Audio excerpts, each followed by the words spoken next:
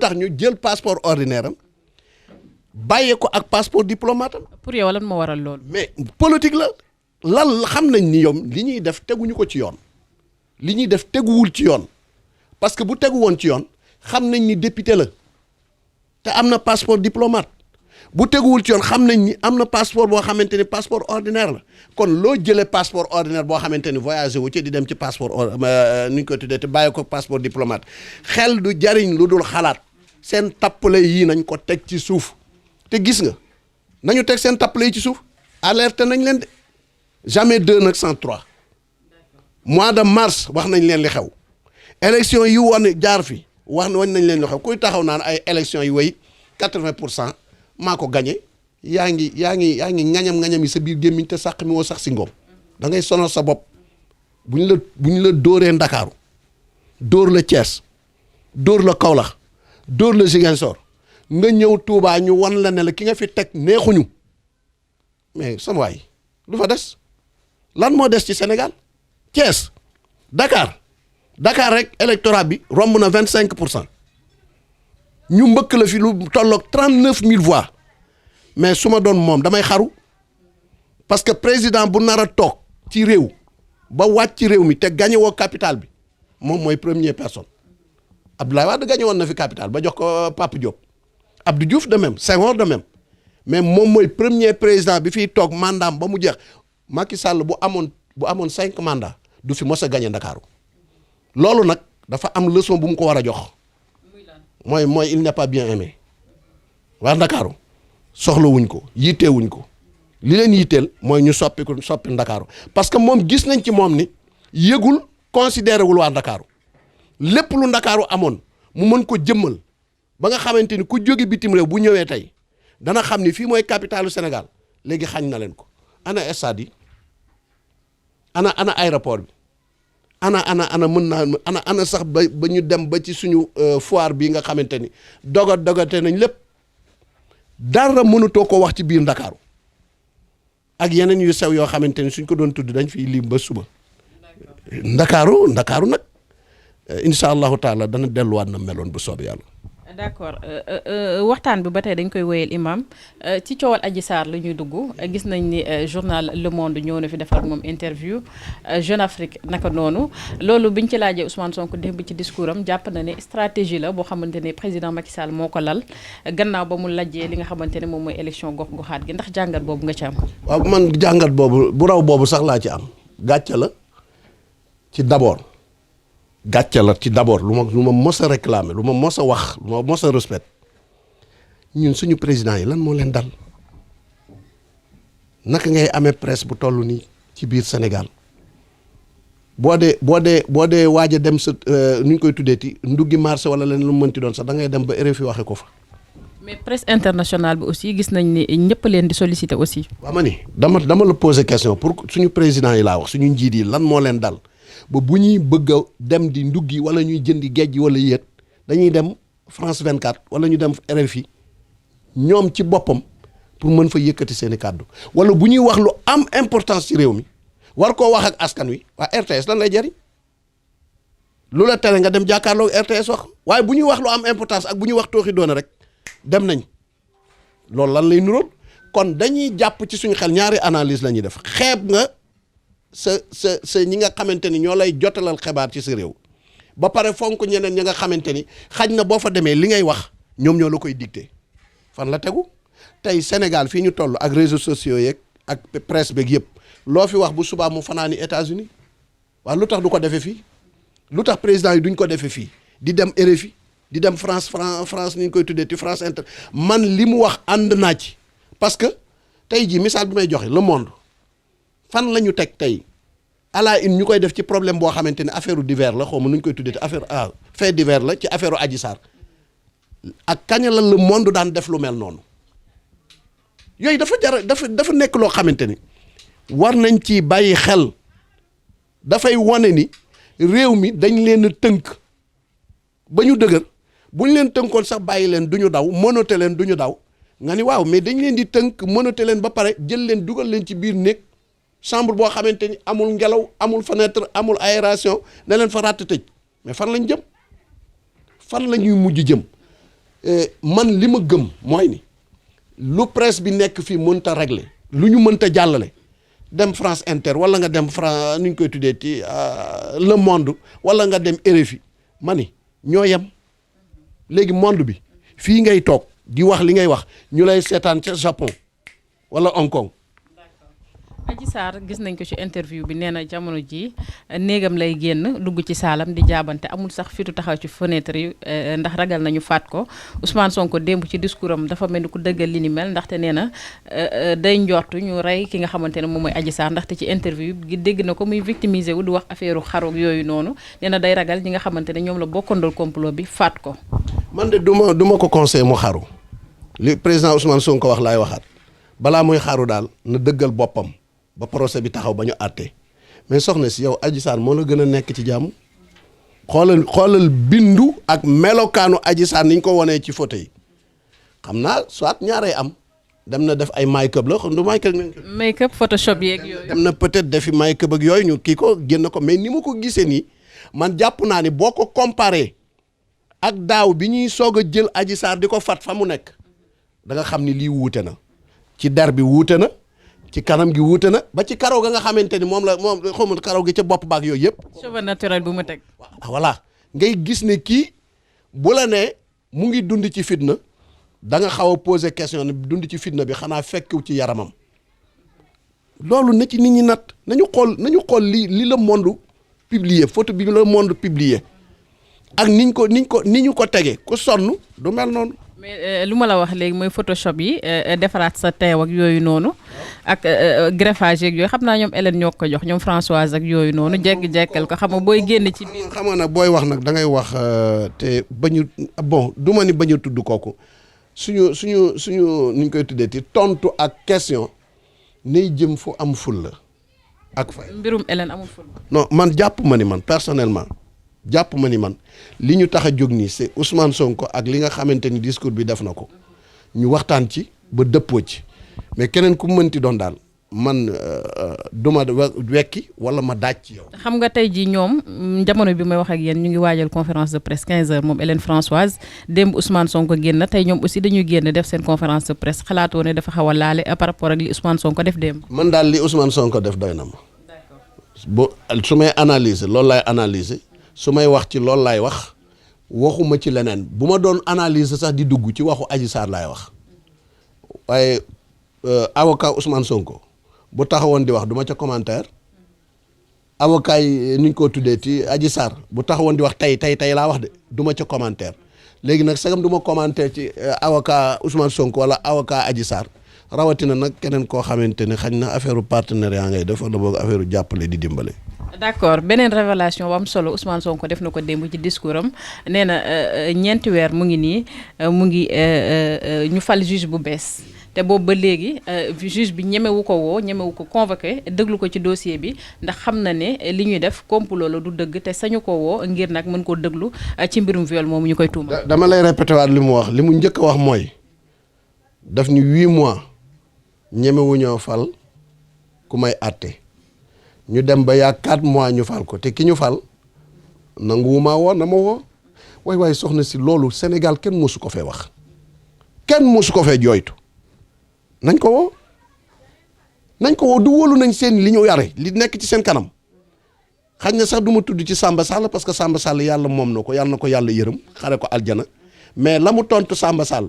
tontu ko keneen ku mënti doon ñaari question ñaari kii yam ko proposition yi mu ko defal te mu lànkoon ni du ko bind te mu mujj ko bind keneen ki tamit bu ñëwee mooy valable ci moom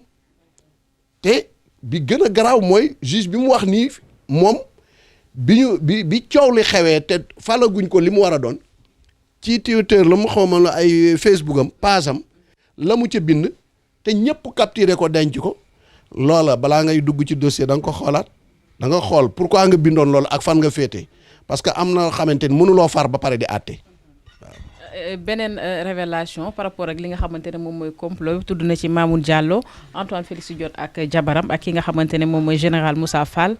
président Macky Sall ñooñu nga yaakaar ne da leen tuumaal daf leen tooñ wala ñoom li ñu leen di tuumaal li mu leen di waxal ñoom ñoo ko def mbirum complot. man de su ma ci tuddoon man danaa ko yóbbul sommation interpellative ñoom nañ ko def du wóolu nañ seen bopp te ñoo yore nguur gi ñoo yore doole ji ñoo yore lépp tudd na leen lim leen mais nañu fas jom dem porter ko plainte bu ñu fasee jom dem porter ko plainte ah dana leer waaye gëm naa ni moom li tax mu toog joxañ ay nit te yemul ci kooku dong dem na ba tudd ñi ki jiite gendarmerie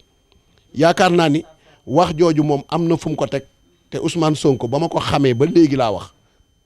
di ko fréquenter ba léegi di ko déglu mosuta wax loo xamante ni ba ñu ko vérifier safaanoon ak dëgg. d'accord nee na dossier bi du kenn koo xamante ne tey ji war nga mën a taxaw juger ko ndaxte gis na ni ci bile dossier fukki doomi aadama ak ñeent génn nañ ci àdduna te ba léegi justice defagul liggéeyam te nee na bis bu nga xamante ne moom dafa nekk njiitu réew ci Sénégal ñoom ñëpp dina leen topp ñoom ñëpp dina leen tëj ci kaso bi loolu lan nga ci wax. mais loolu tey moom dafa wax ci place président de la République tey président moo waroon a taxaw ne 14 personnes yi danañ topp ñi leen rey ba téye ci sa loxo waaye nag ñu baal ma ci wolof laay wax boo jureeb sàcc nga xëy kër gi nga denn ñu ne sàcc nañ fa te miir bi gàtt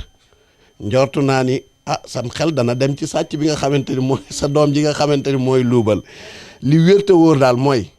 nañu seetaat seen bopp 14 personnes yi ay bakkan lañ seen bakkan yooyu gënul bakkani 14 personnes yi. ci 14 personnes yooyu nga yaakaar Ousmane Sonko aussi amu ci responsabilité tey ji mu dàq ay responsabilité bokkul ci ñi nga xamante ne waral nañ loolu. waaw léegi responsabilité boobu ak responsabilité keneen ku mënti doon ka leen rey mais duñ ko xamee ci wax ni ci micro yeeg yooyu xam nga fu ñu koy xamee ci taxaw ci borom robb yu ñuul yi ñu wax ku nekk responsabilité am ak ku nekk lu la rey autopsie xanaa amu fi yan bal lañ leen dóor lu leen rey loolu buñ ko toppee mu leer état lu mu bëgg a xam da koy xam lu tax fii tey jii. Macky Sall mii toog seetal fi Barthélémy Dias ci affaire u Ndiaga Diouf ñëw kër bàyyi ma Barthélémy Dias ne carrément doonu ci dara te effectivement doonu ci dara nam ko waxee loolu laa gëm man waaw ba pare mu wëlbati ko tey jii di ko ci topp dinaa profiter ci sa ci KS TV du mois de mai la ñu wax Barthélémy nañu dëggal seen bopp am na loo xamante ni dootu fi amati incha allah tëj fi opposant ci affaire politique c'est fini te affaire u Ndiaga Diouf bi yabaate daf ci rax ndax yabaate weesuwul ngay convoquer nit ki à chaque fois bu ñëwee ñam ko seqaloon ña nga bitim réew xanduñu fa jegewuñu fa yabaate weesuwul ne autopsie bi ñu def wane na ni fetal bi Barthélemy moomoon te ñu autorisé ko fetal boobu du moom moo faat Ndiaga Diouf nañu wax dëgg te bàyyi sos yi ak kàcc yi àtte dëgg suñu àtte woon dëgg kon dossier bi teg nañ ko fële dossier bu dem 10 ans loolu fan la am. ci koo xam ne setaloon nañ dossier bu dem ci 10 ans loolu fan la am d'accord boo nee setaloon nañ ko man mën naa la keneen mën na poser question ne imam maîtriser wul dossier bi setal nañ ko waaye niñ ko setale moo jaaduwul setal ko ba pare na ko da nga yëkkati nangami million jox baayam mais setaluñ ko dañ ko takkal ba mu takk rip moo tax mu defaat appel mais appel boobu nañ ko jaarale ci yoon may wax ñu naan 5 ans on verra. 5 ans yooyu bu fekkee tëj nañ ko est-ce que am na lu ngeen di waajal. ma ni bu fekkee tëj nañ ko kan mooy toog di xool ba ñu tëj Barthélemy mi waajal mais nañu toog yónni yàggul ñun li ñu wax xam nga lan la nañu tëgg élection yi man li ma proposé mooy ñaari liste mooy am ñaari tête de liste ñooy am bu dee Dakar xam nañ ni fii Barthélemy Dias mooy doon tête de liste bi bu dee Casamance xam nañ ni président Ousmane Sonko mooy doon tête de liste bi bu dee Thiès xam nañ ni ka ko gagné muy Babacar Diop la suma jumul mooy doon tête de liste bi mais liste nationale nañu teg Khalifa Sall mu jiite ko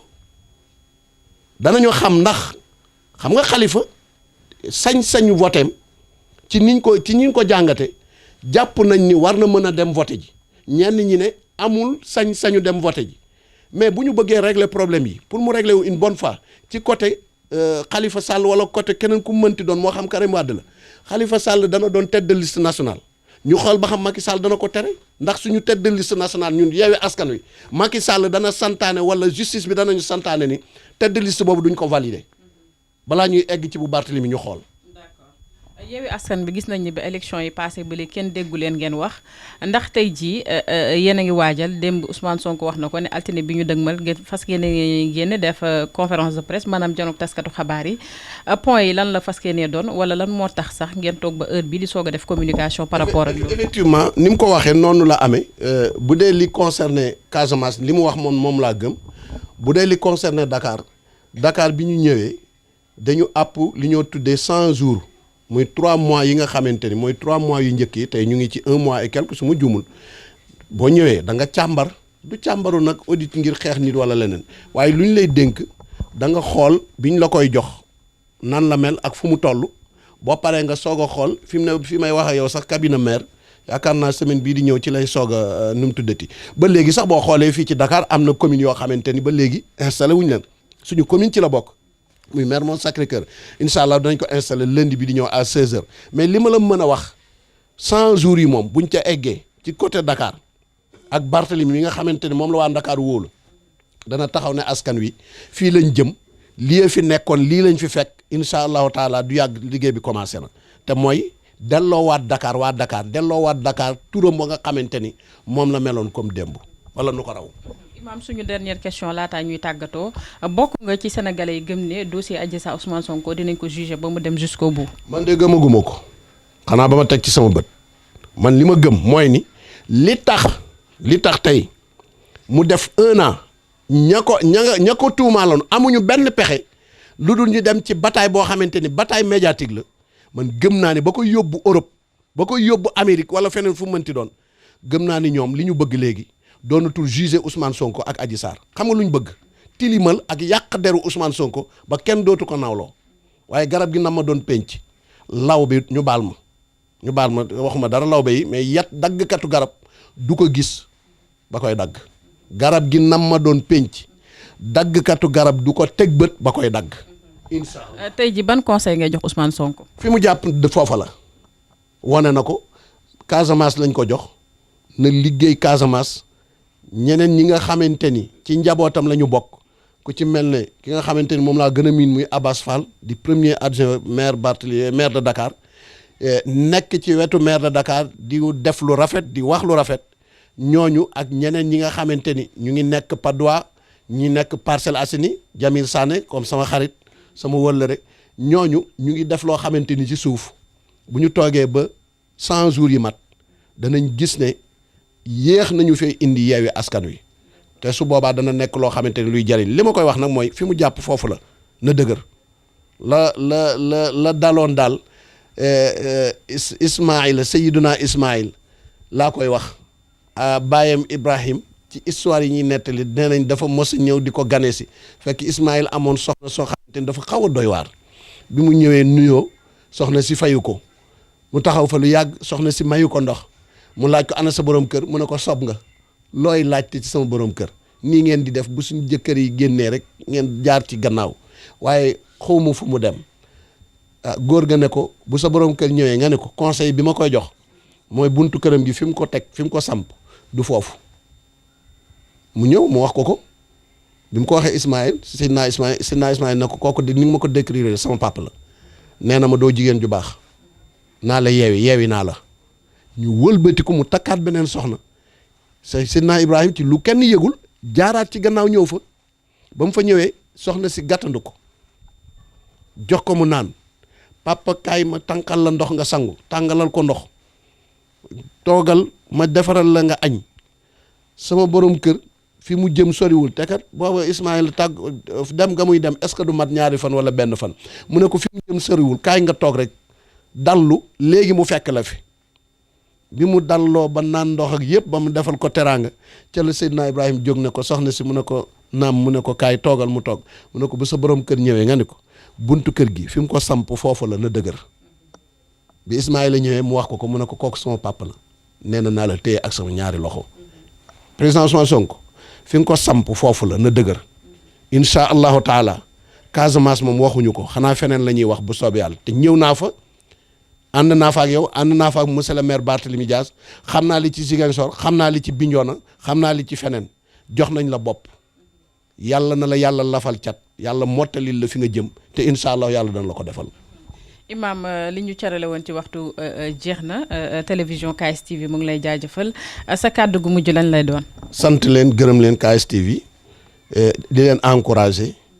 ndax yéen a ngi jotal xibaar comme ni nga xamante ni noonu la ware yàlla yokk seen kër gi ba ñëpp yëg ko yàlla defal leen lu raw seen njort di ñaan yàlla élection yi beneen bi ci des di appel di def appel législatif yi ñu jëm ñi inscrireul woon comme nañ ko waxee ci municipalité dem leen ngeen inscrire ji ñi jëliwul woon seen carte dem leen ngeen jëli seen carte te ngeen daas fanaanal parrainage ak non parrainage ak yëpp ci bokk yam danañ dem ci xeex bi te incha allahu ni municipalité yi dem woon nu ko raw la législatif yi di demee. jërë ngeen jëf mu nekkoon imam Khalifa Babacar Ndiaye moom la ñu fekki si woon tey fii ci këram sekk waxtaan ak moom ci li nga xamante ne moom mooy discours bu am solo bu leader bu Pastef di Ousmane Sonko defoon ni ki démb yaakaar naa ne kàddu yi leer na rafet na wane na ne mu ngi dugal loxoom bu baax a baax ci li nga xamante ne moom mooy doxalinu réew mi wane na ne aussi mu ngi suivre li nga xamante ne moom mooy actualité bi yaakaar nañ ni waxtaan bi amal na leen solo loolu leen andiloon tey ci biir télévision KS TV di leen sant di leen gërëm di leen jox dig daje ba beneen jërë ngeen jëf.